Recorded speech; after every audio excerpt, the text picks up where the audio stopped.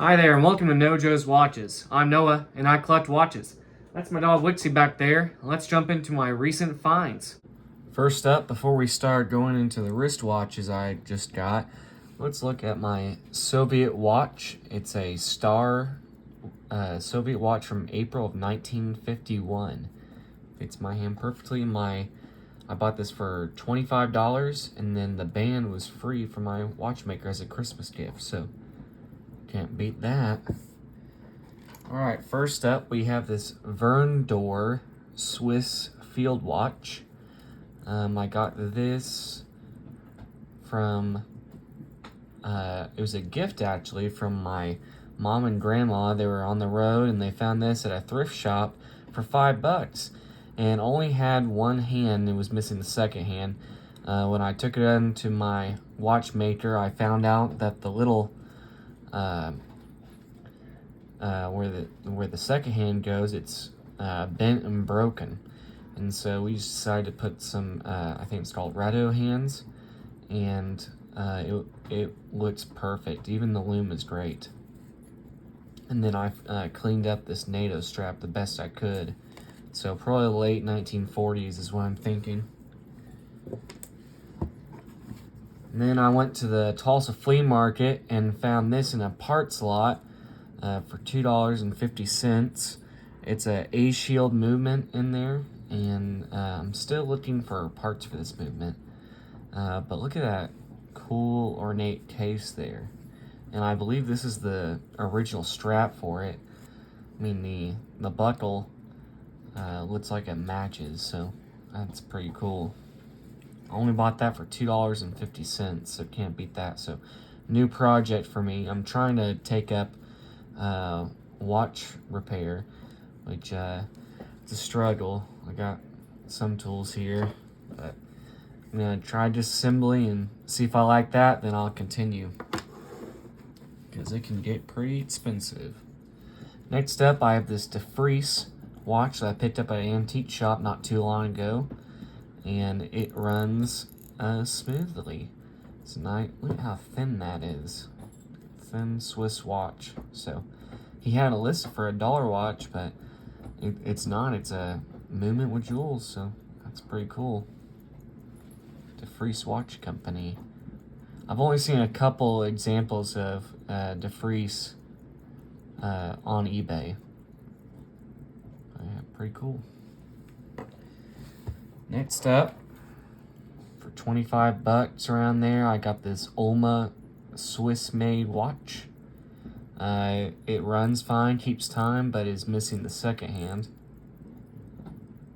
So I'll have to fix that. Man, I tell you what, watches, it's just more projects and more projects for me.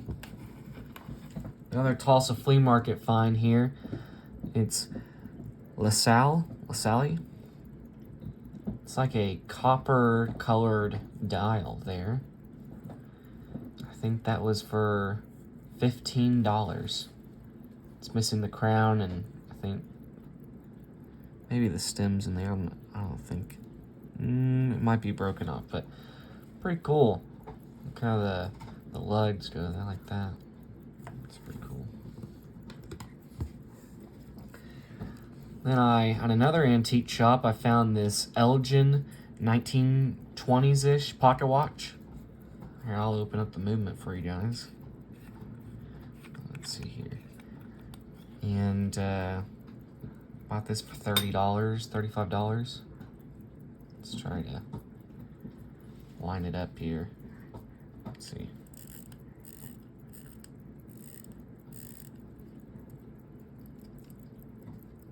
There you go.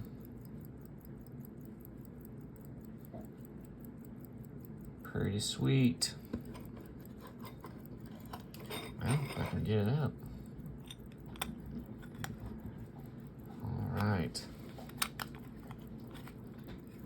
Let's see here.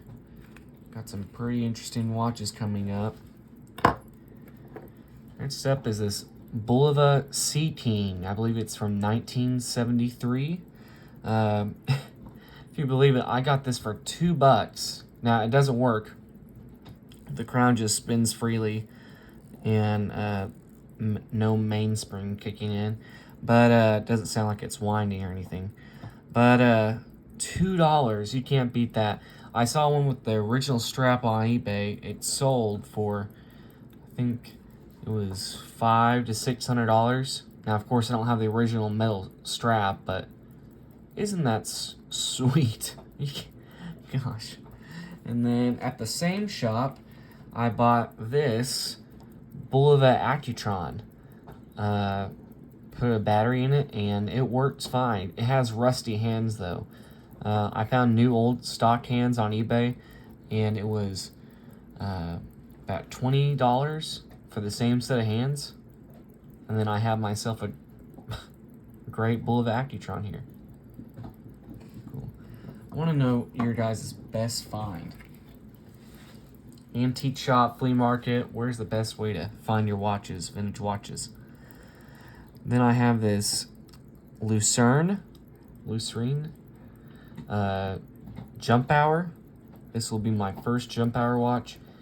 It also is for parts or repair. And I bought this for $25 on Marketplace. It also came with an Elgin, but I sold that watch. This watch here I found at an antique shop, and it was in a jar of watches. And this was the only mechanical watch there. All the others were, fashion watches, and that's what I'm seeing more and more recently. All the vintage watches I've either bought up or I have to drive a couple hours away to even find them. Let's see here. This was actually on my bucket list. This is a Waterbury Watch Company, or it's a sister company to the Waterbury Clock Company. But if you guys know what the Waterbury Watch Company is, it's the predecessor to Timex. And so look how detailed this case is. Isn't that just amazing? And works like a charm. I found this at the Tulsa Flea Market. It was covered by a stack of books. I found, I think it was this next watch here. Found the same place. This is a Seiko Bulova watch. Not Seiko Bulova, what am I talking about? It's a Seiko Quartz, but it has a connection to, you wonder why that plane is there. Let's see, Dan Seelin, appreciation of 30 years of loyal service to the Boeing Company, 1981. And my watchmaker did a battery change for me, and it works like a charm. It has the little Bulova plane. I have one similar to this without the Bulova, or the Boeing plane. Isn't that cool?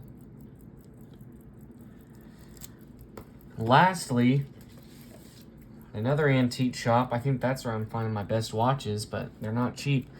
Found this Waltham Bartlett pocket watch. It's a 18 size. Pretty big. And there it goes. Would you look at that? I'll open it up here.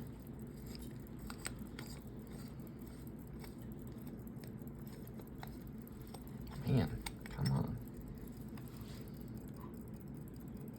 Isn't that cool?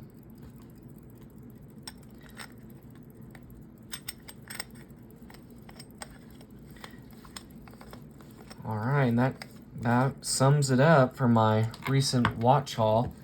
I also wanted to show off this Island wristwatch. I have worn it for the past week, and I love it. I enjoy it. It's like has a racing theme to it, and you guys should check out this brand.